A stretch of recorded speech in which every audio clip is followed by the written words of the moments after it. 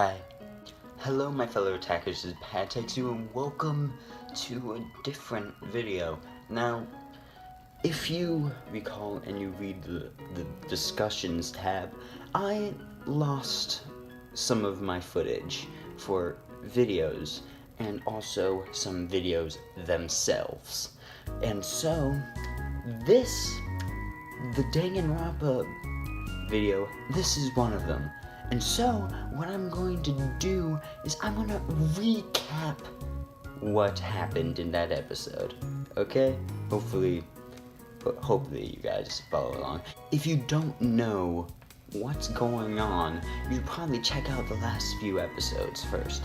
So then you're all caught up and everything's fresh in your mind. Anyway, let's do this. So we start off and Makoto goes into the elevator, but Toko isn't there because, you know, she's trapped in a room. So then Nakumo is just like, oh, don't worry, I'll go get him, guys.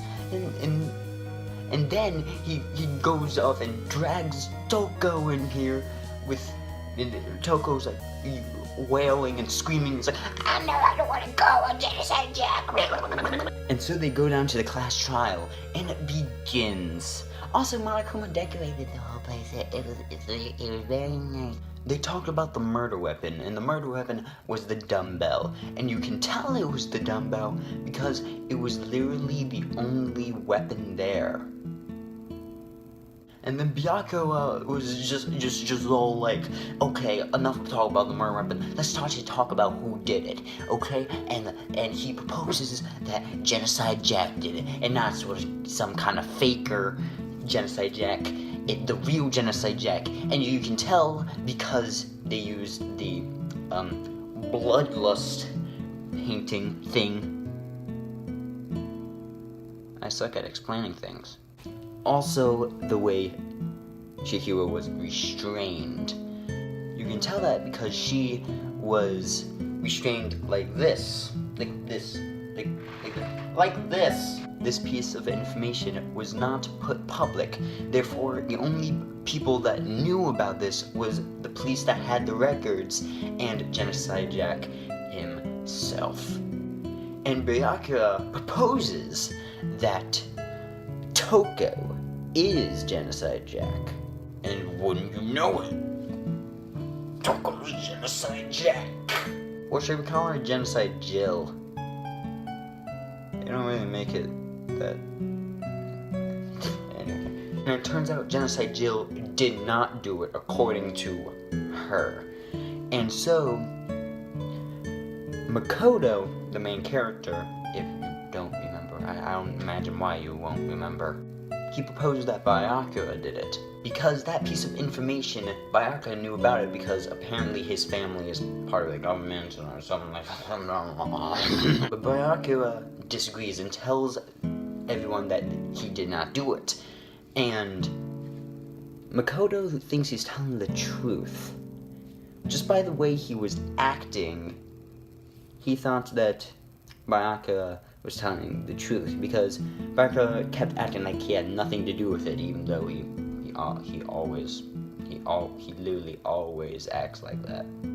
Then they proceeded to talk about the poster, which was covered in blood and was apparently originally in the boys' bathroom. And there's evidence because Makoto saw it, and that there's a boy band poster in the boys' locker room now, which doesn't seem to belong there. So, obviously, it explains itself.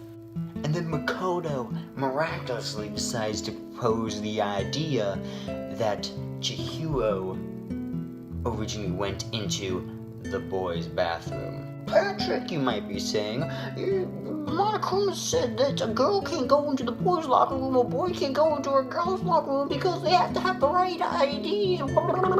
This stumps Makoto, and everyone goes back to the original idea that Byakuya was the one that killed Chihiro. And then Kayoko decides to go and save the day. Kayoko says that she wants to show everyone something, and so Monokuma puts the class trial on a break to go to wherever Kayoko wants to go. They arrived in the girls' locker room where Chihiro's dead body was still hanging. Kayako said to check every little inch of her body. Every inch. Everyone was obviously nervous because, well, they don't want to touch a dead corpse, and it's a girl, so, and the majority of them are guys, so. Sakura stood up and went to look at Chihiro, but it turns out that Chihiro is actually a guy. That was all, okay, goodbye.